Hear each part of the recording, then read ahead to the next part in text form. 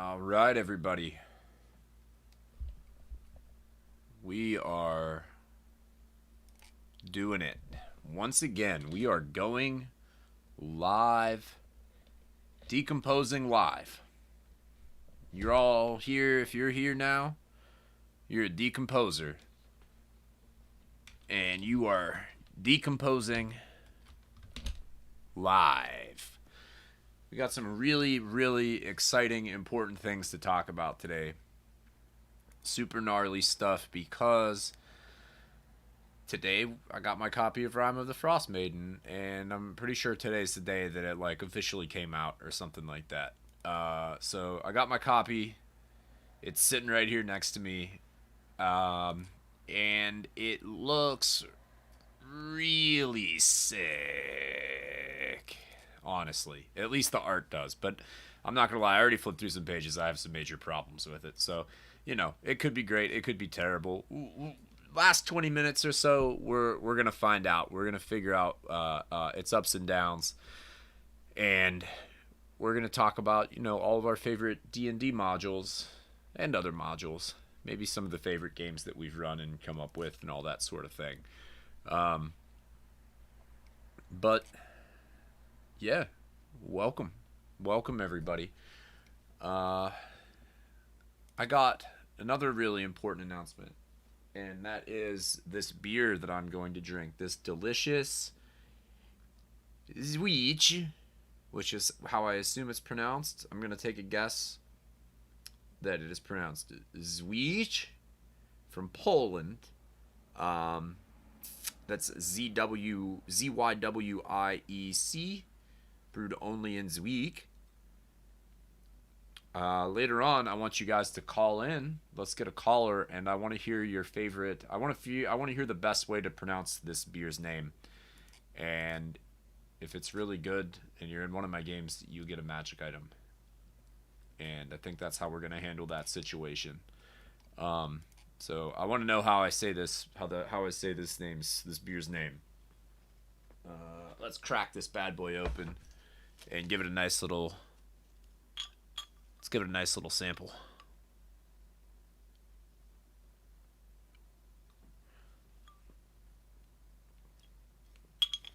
All right. All right. Oh. Ooh. Wow, guys. Let me tell you something about my new favorite beer. The recipe, maybe, or maybe the town. So it's named after a town, and since the very beginning, Zweek beer has been brewed only one place, the Archduke's Brewery. That's a hard word to say. Brewery is like a really hard word to say, right? In Zweek, when it comes to beer, we are uncompromising. This is why Zweek is brewed exclusively from 3 ingredients: malted barley, hops, and pure mountain water. I'm really getting a nice mountain water kick on this beer. Um, God damn, that is a special thing. You should probably not put too many of these into your body. But I'm into it. Let's do this. Let's open up a little drawing tab. Beep. Oh. Oop. Oop. Get this little special guy out the way. I did this crazy thing. I don't know why it's not letting me delete you. There we go. I reset my laptop and did some stuff. So maybe now I won't run into so many streaming problems. That's the plan for today. Everybody keep your fingers crossed for me. But we have some cool requests for some things last time, and we're gonna talk about those things, and then probably for like the last 20 or so minutes we'll talk about Rime of the Frost Maiden. Shit, dropping stuff, just breaking things.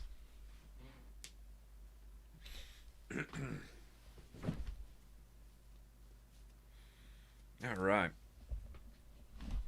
Let's pick it up. Where's my notebook? I'm just totally unprepared right now. So I had some questions written in that some people had asked for me to talk about today.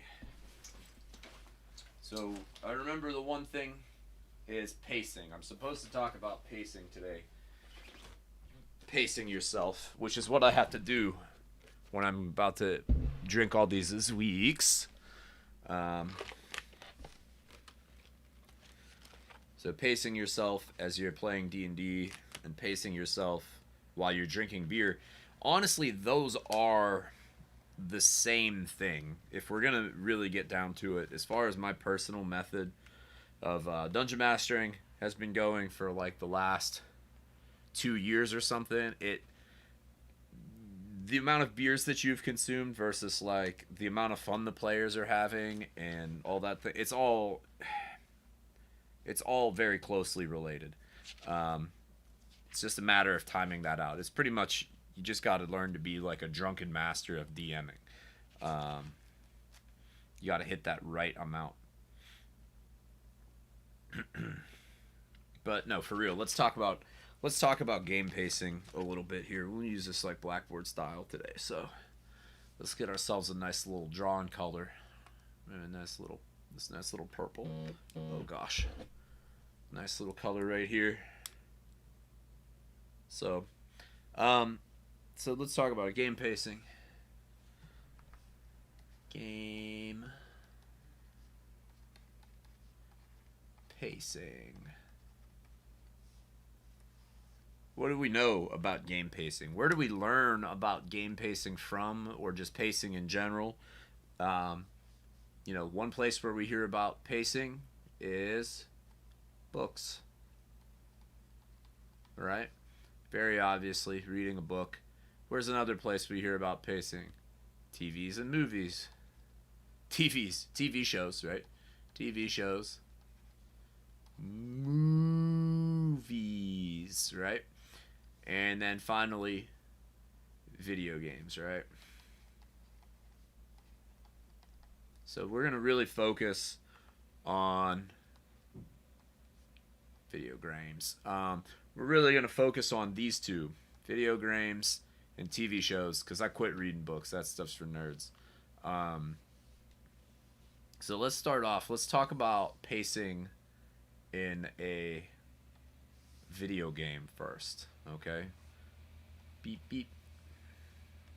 Boop. Boop. Video game pacing. So this is something that they talk about a lot. And, obviously one thing, the genre of the video game has a huge factor to play in its pacing, right?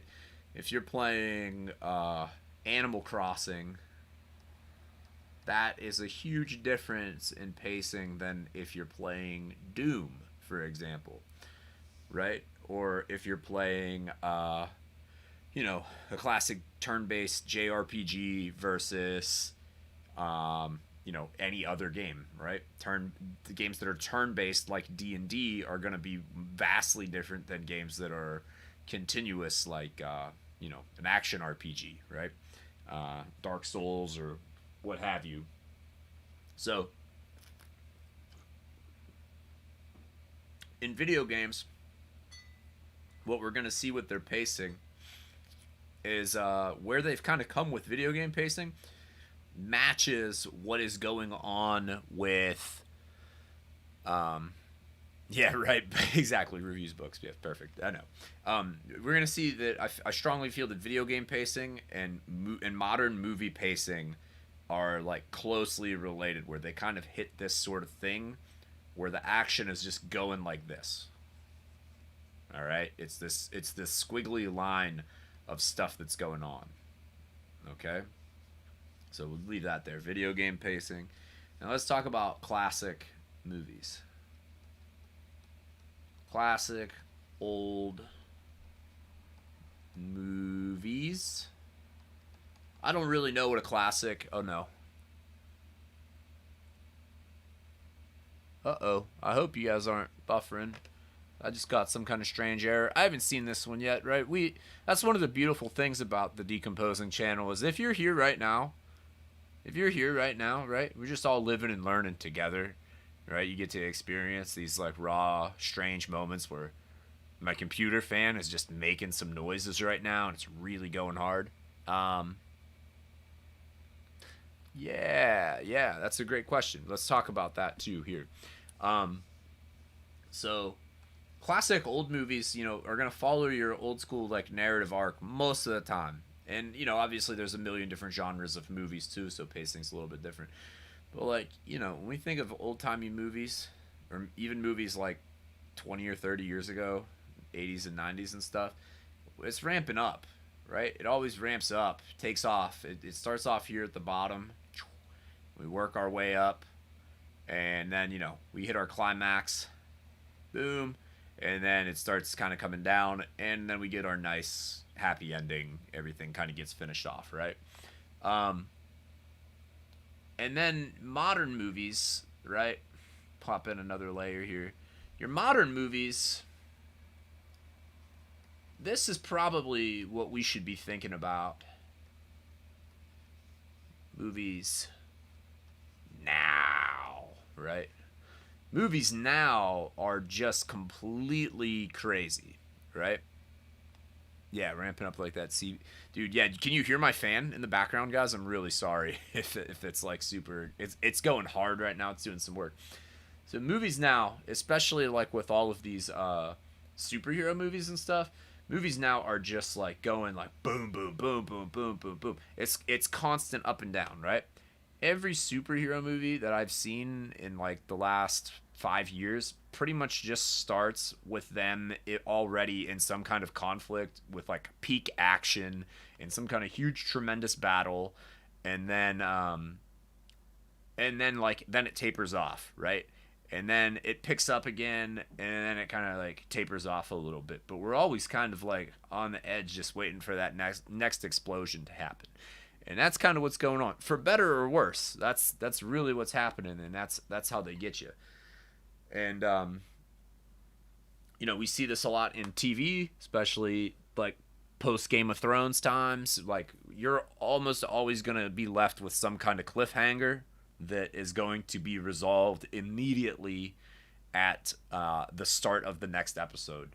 Walking Dead, if you got any Walking Dead fans out there, used to really love Walking Dead. It was a great show for a long time. But this was its whole thing, man. This was how they did it for however many seasons till it just got kind of crazy, kind of just boring.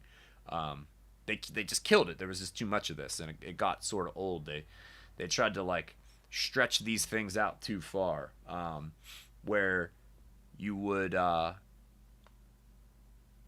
maximize dopamine. Yeah, exactly. That's pretty much what it is, right? How to maximize your dopamine hits per hour. Exactly. That's what it really comes down to. If you want that, right? And I assume that's kind of what we're going for sometimes. Now, again, we're trying to run that like an action-oriented game, So, I think that this is maybe the lesson that we should take away from movies and TVs and video games and stuff now, is like, start off, get that first initiative roll going kind of early, right? Like if you starting out a game, if it's game 1, right, and you haven't had a session 0, and last time we all talked about the importance of session 0, right? If it's game 1 and you haven't had a session 0, let's get a D&D thing going, right?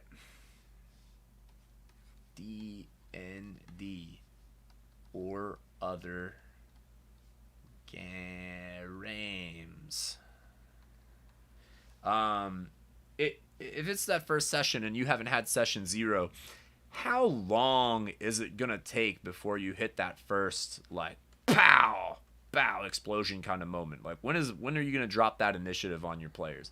And we've gone whole games without rolling initiative, and it's been totally fine. But stuff is still happening. Things are getting resolved. Players are still doing stuff, and people feel like they're going somewhere. And this can take a lot longer. The more people go out and start doing stuff that is maybe unrelated to what you have planned, right? So here in the beginning, this is probably another great reason to have a session 0. Get everybody on page with where they're going to be starting with where they're starting and what is going to kind of be going on. So that way, definitely within the first hour, all right, hopefully within the first half hour, you should be telling your players to roll initiative. And I break this rule all the time, but try to get that going, right? Just kind of like break the ice with that combat, and let everybody know that you came to play tonight as the game master, right? So we're gonna start off. You're starting off already kind of half torqued, right? And then boom, big spike. Then you can let things sort of taper off. You give people some gold pieces. You let them go and walk around the town and talk to some NPCs, and that stuff can be really exciting, right? I don't want you guys to think that I'm saying that it should all just be action, but it's like you have to change up. You got to change that stuff up, right? The high points, the action points are only as meaningful as there have been like low points, right? If it's just combat, or like action the whole time, like you got to give people some time to breathe, take a big deep breath before they dive back into another combat, So you have to have the ups and downs, right? The downs are going to be what makes the ups meaningful. The ups are going to be what makes the downs meaningful. So it's not that it's bad stuff. It's just different, right? The focus is a little bit different, So then you're on the way down, right? And then you got to figure out that way to start to pick it back up, right? So how are you going to start picking everything back up? Well, the players get their next assignment, whatever it's going to be. They've been hitting all these hooks. You're doing something for them that's going to get them to, want to go off on their next adventure. And, I like it. You should always try to plan things where, sort of like, I don't want to say random encounters, but yeah, like the random encounter tables can get a lot of hate sometimes. Like, you should really take the time to find a random encounter table that you like, or take the time to sort of like make your own, or just even if it's like you read a random encounter table and you pick 4 or 5 things that you like off of it, and you're like, okay, this is going to happen one night, this is going to happen tonight, this is going to happen tonight. And sprinkle those things throughout. Make sure you have like a little spark of something interesting that goes down in the morning, right when the players first wake up, or something strange that happens in the evening, and you can start to like build what's gonna be your final like big sort of spike here. And then I think the main part is when you end it, you should probably try to end one of 2 ways, right? One of 2 ways that I would strongly recommend ending your D&D session is going to be, one, you end it up here, right?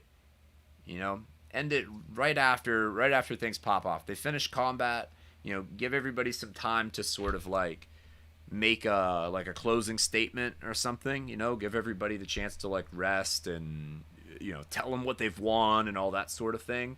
But don't go off and then go back to town and hang out in town for another hour or something, because then like it's all gonna fizzle out, right? It's like the grand finale. You want to hit that loud bang, and there's just like a little bit of a pause. You see how everybody's doing, you get everybody's last impressions on the game, see what they thought, but then like leave it up there while the energy is still high. Okay. Or, and this is funny, I just told this to people the other day, and it's kind of embarrassing, but also it's not always true, but I do think this. if you're not running like anything crazy with experience, like if you're really tracking experience points and stuff, so like all on your own, that's cool. That's definitely a thing if you wanna like keep everybody's experience all tracked individually. But it's generally a lot more fun to have everybody level up together. I don't know, Sam's in here, yeah. That Fine's weak. Very fine beer. But Sam brought this up. We were talking about it the other day. I had this whole thing for a while where, and some of you guys felt the wrath of this, right? I was really on this idea of people leveling up individually, and keeping pace individually. I had this thing going with like setting a personal goal, like you'd set three goals for your character. You'd have a personal goal for your character, something like something that they want to accomplish in the world. You had an NPC goal or something, like something that was that they wanted to accomplish.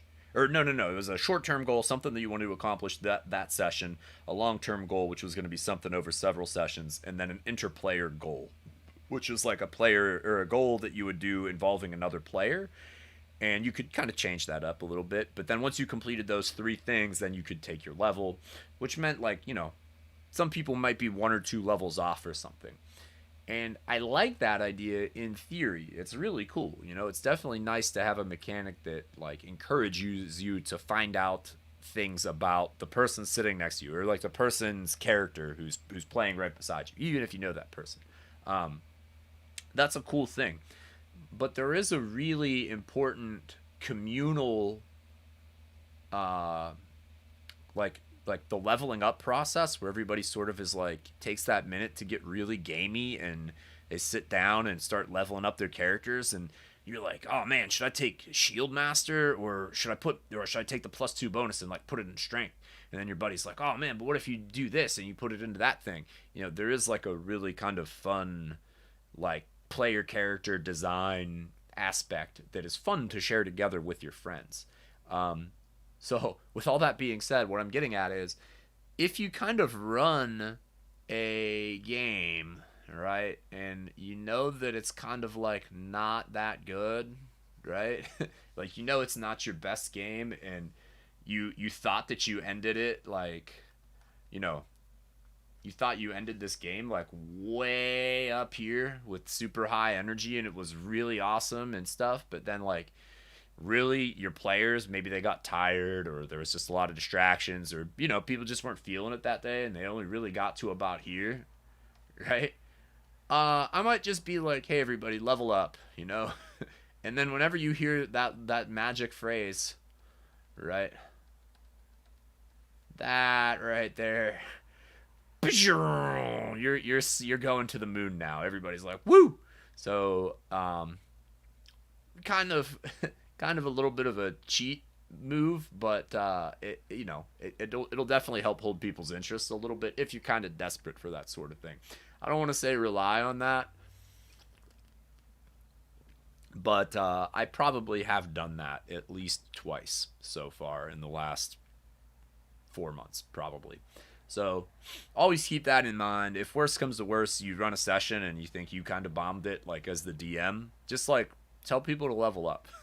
Like it'll make it all worth it. It sounds kind of like a cop out, but at the same time, shit, everybody's gonna have fun, and that's kind of what you're there to do. I'm not saying, and then also too, right? That doesn't mean that like only let your players level up whenever you feel that you failed as a DM. That also doesn't make any sense, and that's definitely like not what I'm saying at all. Obviously like level up if you run a banger of an encounter, and you just like that completed the chapter and they fought the dragon that was guarding the gateway to the ice realm or whatever, and it was really sick and they're about to head into uncharted territory, then yeah, like of course level up, right? But this whole idea of group leveling,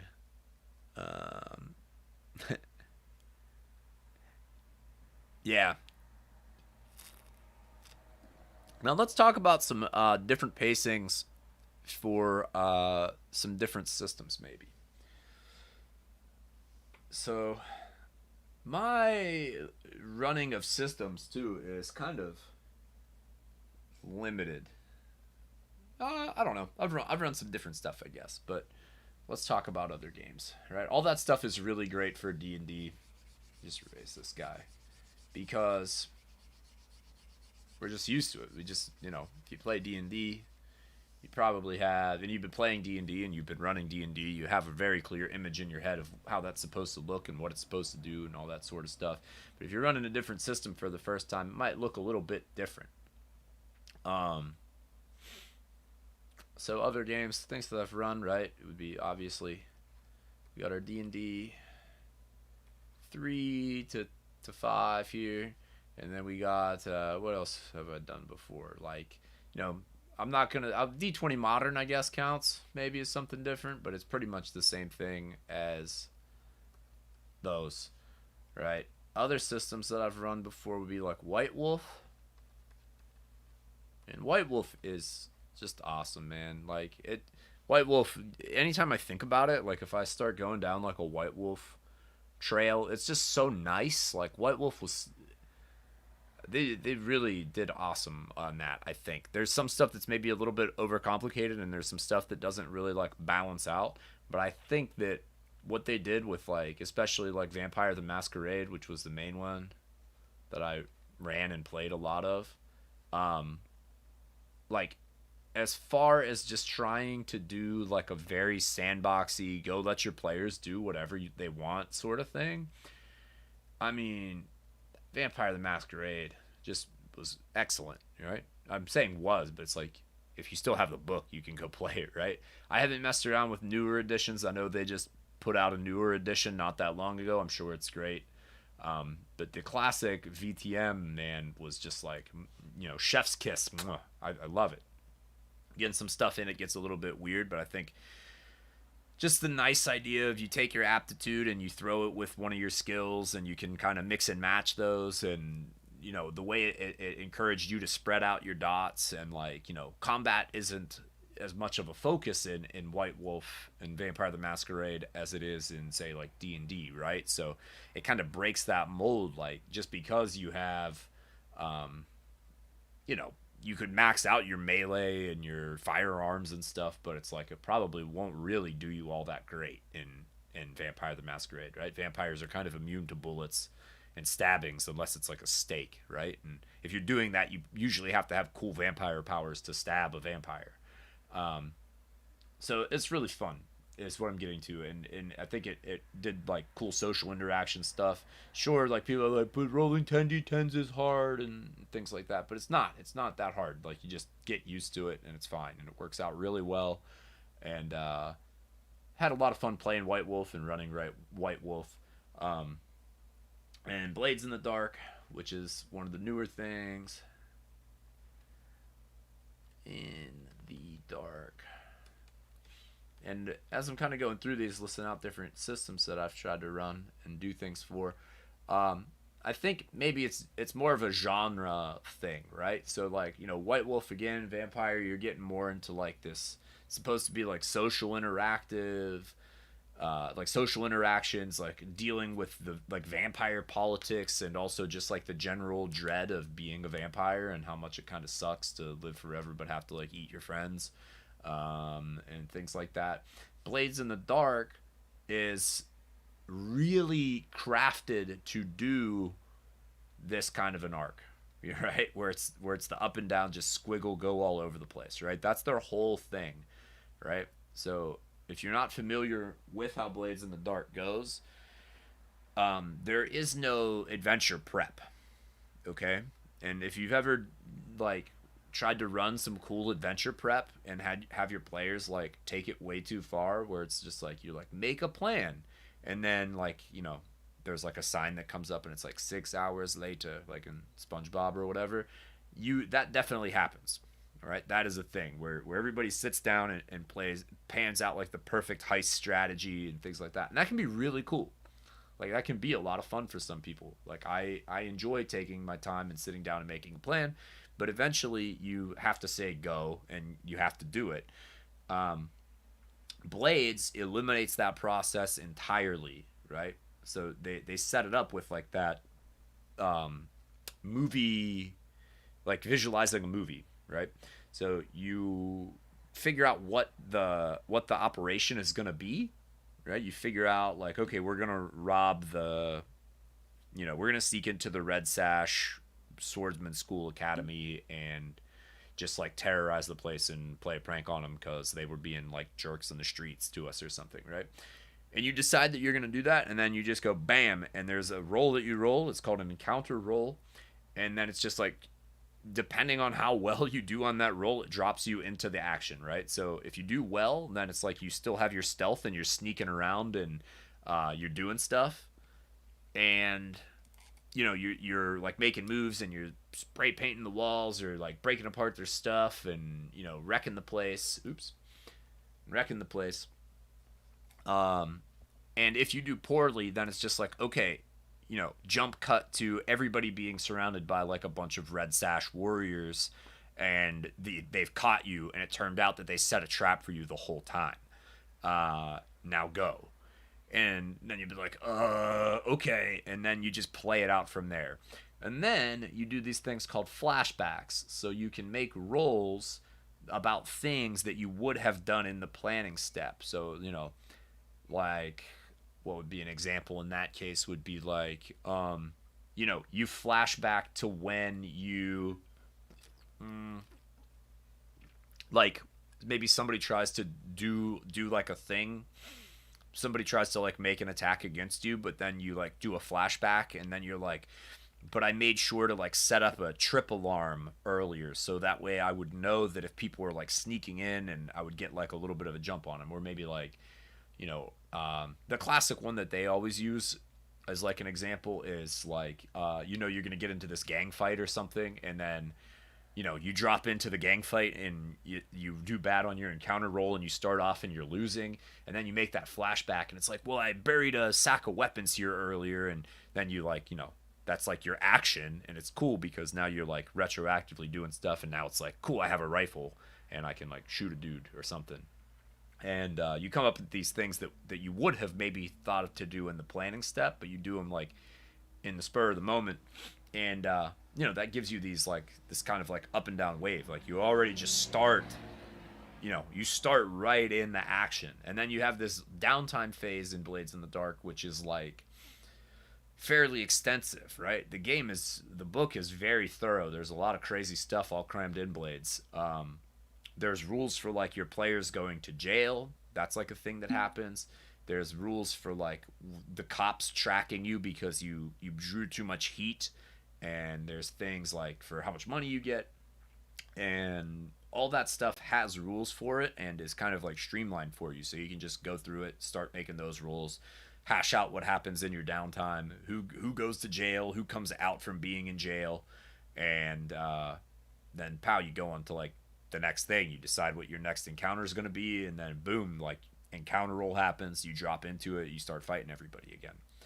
And that's like real crazy. I can't imagine. I haven't run Blades in the Dark where I've done like back to back encounters in like the same night. That would be pretty wild. I feel like that would almost be going like too fast, but I don't know. I'll have to try it and find out. So I think maybe like in Blades case where it's made to have this fast pace, that's definitely a thing. That's going to change the pace. But I think if you're just doing like some older school kind of stuff, D&D, White Wolf, you're going to have your general kind of same narrative arc. If you're doing like a horror game though, maybe if you're playing Call of Cthulhu, which sometimes like my D&D just turns into Call of Cthulhu occasionally, that might also have just kind of like a slow burn. It's going to be a different pace. You're going to get like, you want to have some moments that are like bringing you on edge, and then you have like that big sort of like, oh crap kind of moment, and then everything like drops over, and then everybody goes insane, and that's it, right?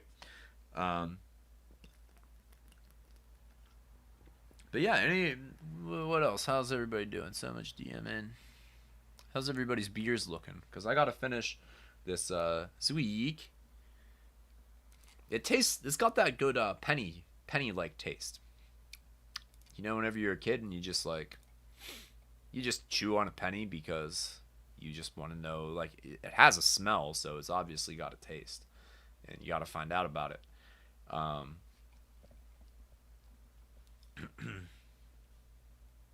Boop, boop, boop, boop, boop. What else? Game pacing. That's kind of the main thing that I had written down today for stuff and things. Do we have anybody in the Podbean? What's going on in the Podbean? Can I take a caller? Is that possible? I don't know. Got one online. If anybody wants to call in at some point. Oh, dude, nice. Rocking those triples, man. Oh, God. Just dropping more things on the ground. All right, so one thing that I kind of wanted to do that I thought would be fun before we delve into Rime of the Frost Maiden and we crack that bad baby open and start talking about it. Let's talk about some of the other modules that have happened so far. I mean, there's been a ton, and I'm not too familiar with all of them. Some I know more about than others. Let's get a nice blue going. Nice little blue. So far, the first 5e module that I got involved with was Princes of the Apocalypse. Princes of the Epoch. Right. And then I started running this for a group, and it was kind of like, probably, when did I start that group up? It was a long time ago. It's already been a long time since I ran that game. Princes, I really liked it. You know, I think it was the first big 5e module that sort of came out. I think it was the one that they sort of really, really hyped up. I guess there was, no, that's not true. I think Out of the Abyss came before it, right? I think there was Out of the Abyss, and I guess there was a bunch. So I think Out of the Abyss was out there, like Horde of the Dragon Queen, and that other one, something. But then I think a lot of people didn't like Horde of the Dragon Queen and Rise of Tiamat. Yeah, dude. I was talking. That was good. This Prince of the Apocalypse game. That's right. I did run for you guys for quite a bit. I ran it for some dudes in Homer City for like a while. Oh well, yeah. Sam, you were in that one though too for a little bit. You did drop in and make a really great character, who had a lingering effect on that game. If that wasn't the time that you were thinking about, what was that character's name? Dude was cool. It wasn't Lazarus, but it was like, oh, I can't think of it. Logain was that character. That guy was cool.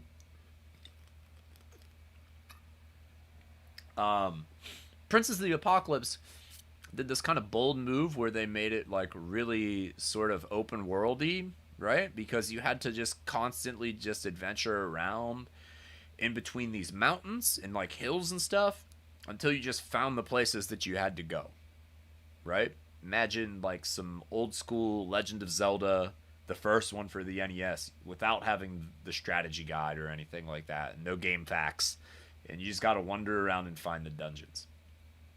That was Princes of the Apocalypse, and I thought that was cool. Like, I really liked that, but a lot of people had problems with it, including the group that I ran it for. They kind of were like, hey, we're doing too much like overland travel stuff, and we're just like getting hosed in these random encounters, and they kind of just didn't like that over time. What was next? What was another one? Ghost of Saltmarsh I'm going to include because we were playing the OG one, like, of Saltmarsh.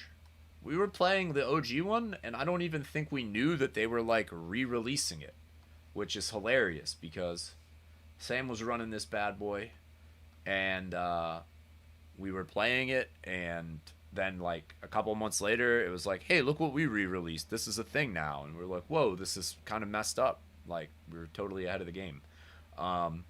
Ghost of Saltmarsh is classic rewrite of an older module. Really cool. Had a lot of fun with this.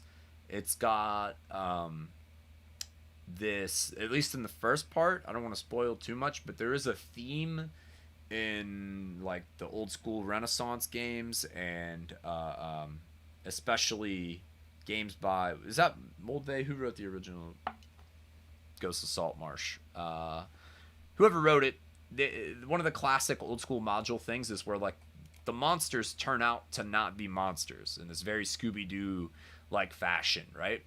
There's like stories of ghosts or something creepy, and then it turns out it's actually just humans being weird. And that's really cool.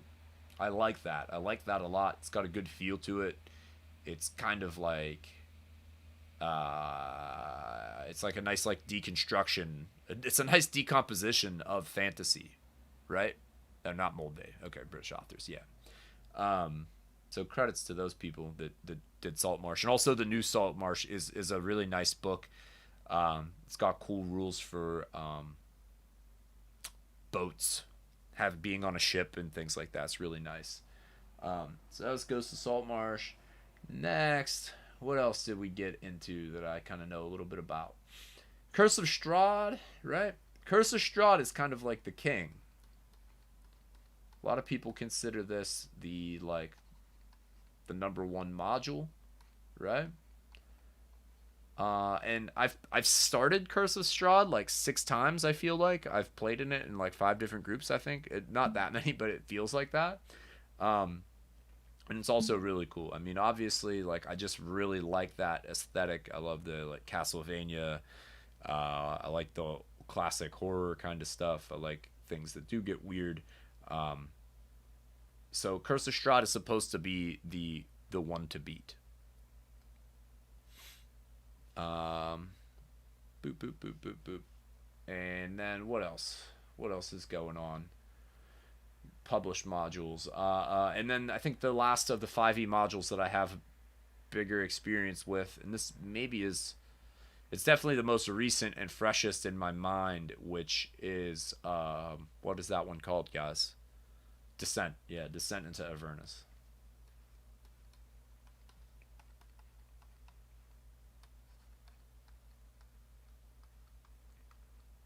Boom, right? I kind of want to like.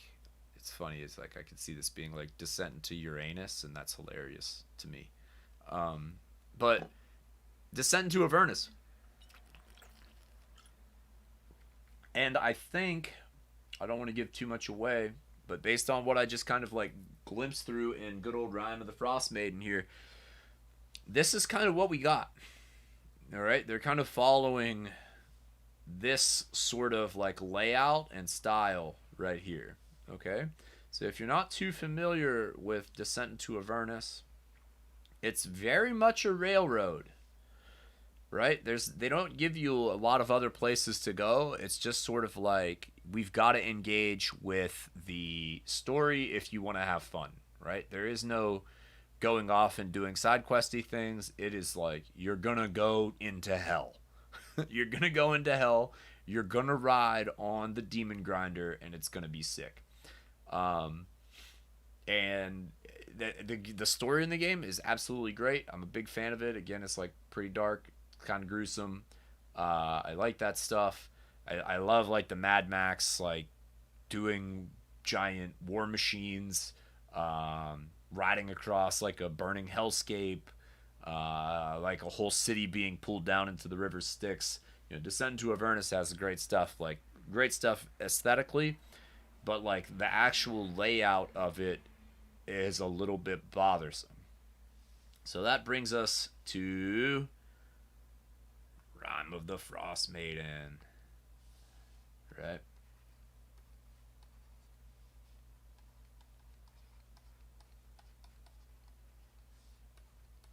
Frost Maiden.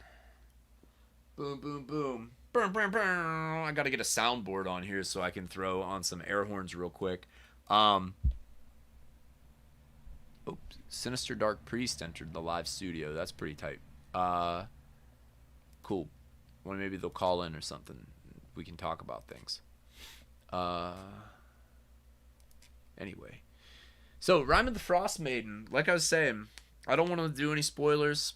So I really just want to talk about the physical sort of layout of the book. I don't want to give anything away and upset any of y'all. So first of all, right, it's obviously a big-ass hardback book. Can I do a picture? Let me see if I can, like, I'm kind of afraid to do this. Maybe this will work. I don't really fully know what I'm doing when it comes to these sort of things. See if this goes in there. Maybe we can play it. see if I pop up. Am I going to go in there? Oh, wow. Look at me. So, right, we got the actual book here. It's very nice. How do I stop you now? As I learn how to do streaming at the same time. Boop. Oh. So the book is like hardbound, really nice. Let's read the back real quick. In Icewind Dale, adventure is a dish best served cold. Haha. Right, that's very good. Beneath the unyielding night sky, you stand before a towering glacier and recite an ancient rhyme, causing a crack to form in the great wall of ice. Beyond this yawning fissure, the caves of hunger await.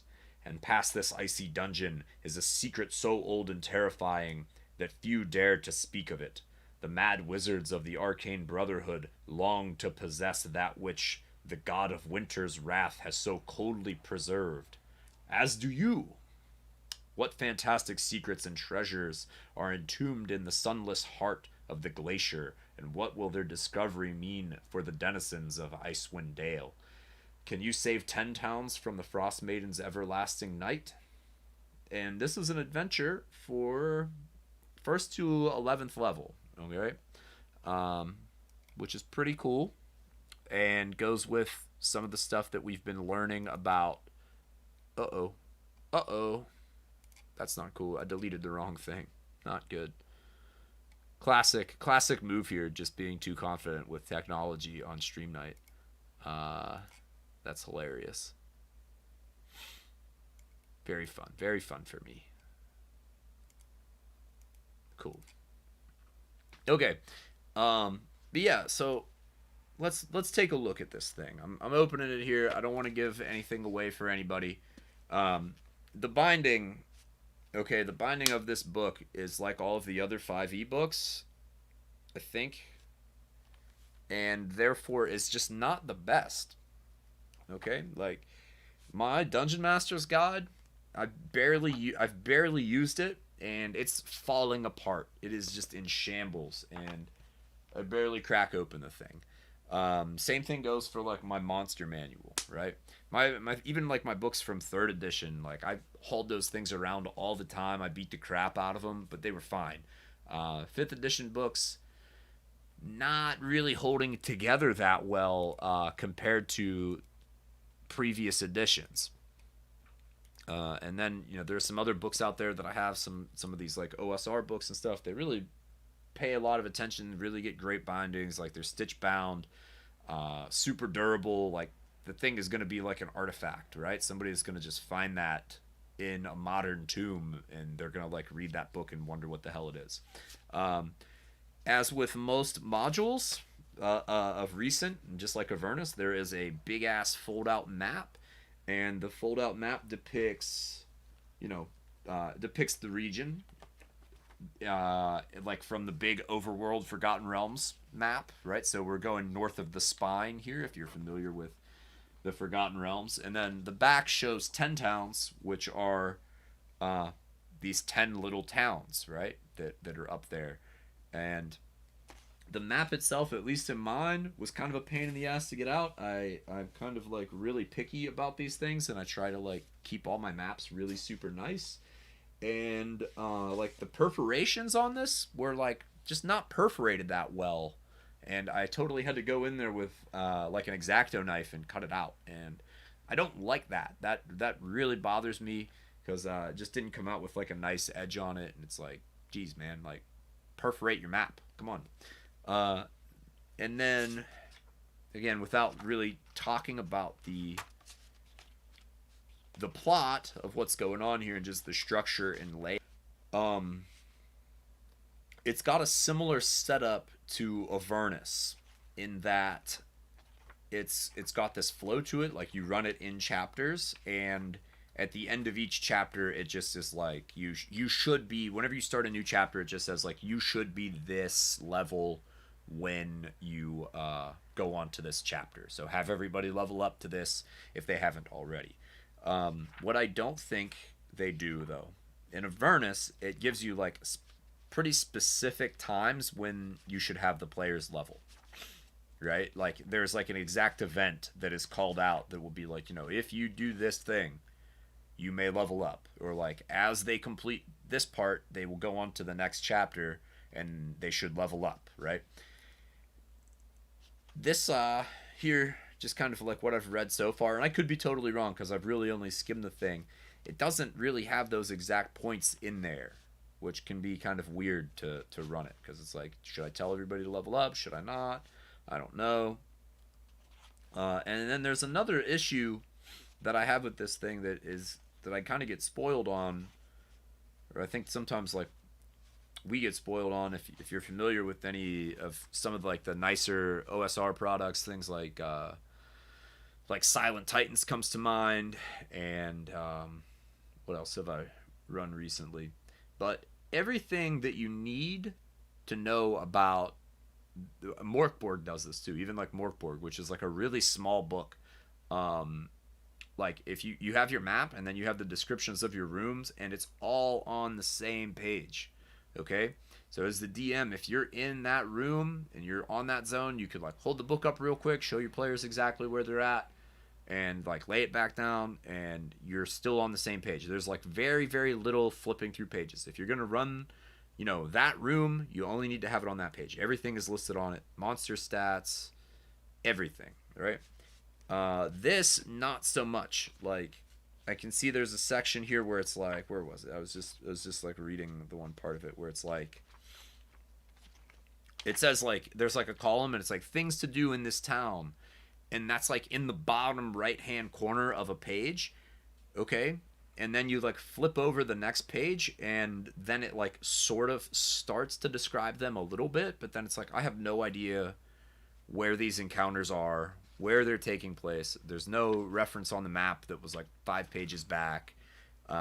It's just like, if you're gonna run this, you definitely have to read it and memorize a lot, and then be prepared to kind of make some shit up, or you're gonna do a lot of page turning, right? And that to me is a little bit frustrating. I think that for for as great as the art is, and for like as detailed as the maps are, and the production value of the book, I think we should be able to get like most of the pertinent information of like a dungeon on the same page that is like depicted on. I don't think that's too big of a deal. Or it's like, you do one page that has like the big overarching map of the dungeon, and then you do a page that is like, on the next page it's like a zoomed in section of that dungeon, and then it describes like the encounters on there, and exactly like where you're at, where you're looking, where things are, and it's just a lot easier to run that way. Much less flipping. They did start to do a nice thing, which is include the monster stats at least in the same section of the book, right? Like, I'm looking at one encounter, and it's like, it's right there where you find it. The stats for that monster are there, so you don't have to flip back and forth through the appendix, finding monster stats and stuff like that. For some of these, you still might have to do that a little bit. Oh, man. Nice. I'm going through here. Just taking a look at some stuff. Really cool, but there's definitely great art in here. The art is amazing.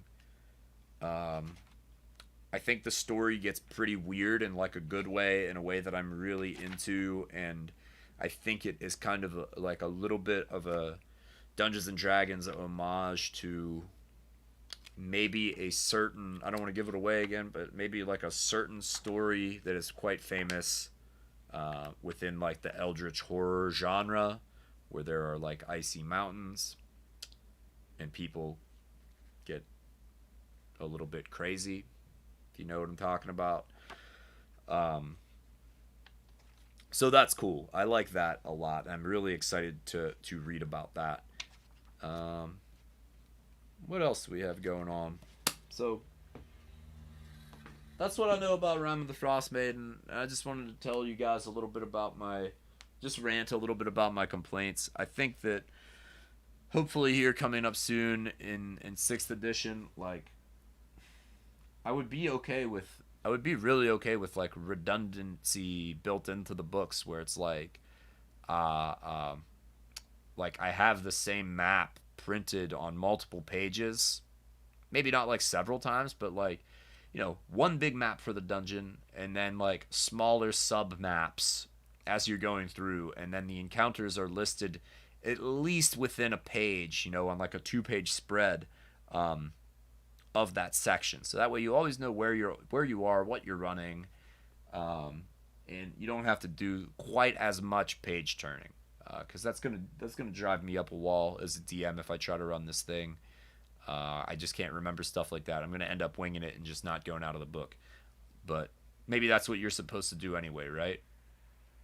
So yeah, yeah, right.